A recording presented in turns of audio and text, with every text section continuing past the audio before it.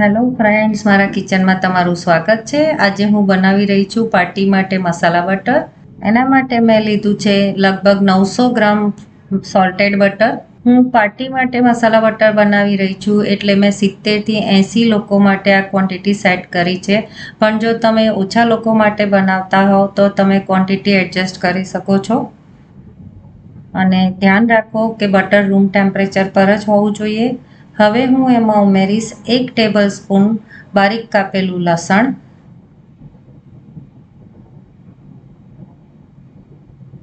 1 teaspoon લીલા મરચાં બારીક કાપેલા,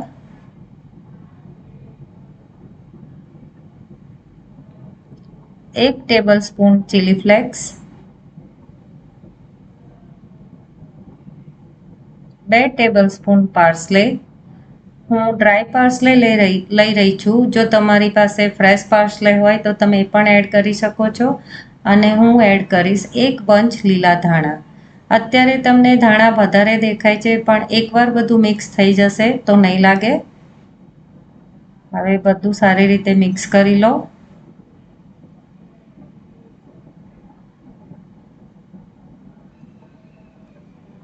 ધ્યાન રાખો બધું સારી રીતે મિક્સ થઈ જવું જોઈએ, જેથી લસણ અને બાકીના જે હર્બ્સ છે તે બટરમાં સારી રીતે મિક્સ થઈ જાય અને સારો ટેસ્ટ આવે.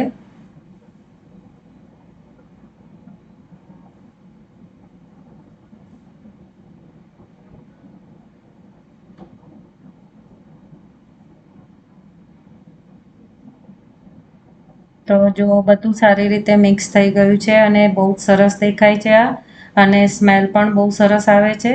હવે હું એને સારી રીતે નાન પર લગાવીશ. તમે એને રોટી, ચપાટી કે ભાખરી પર પણ લગાવી શકો છો. આનાથી રોટી અને નાનનો ટેસ્ટ વધશે અને ટેસ્ટ સરસ લાગશે.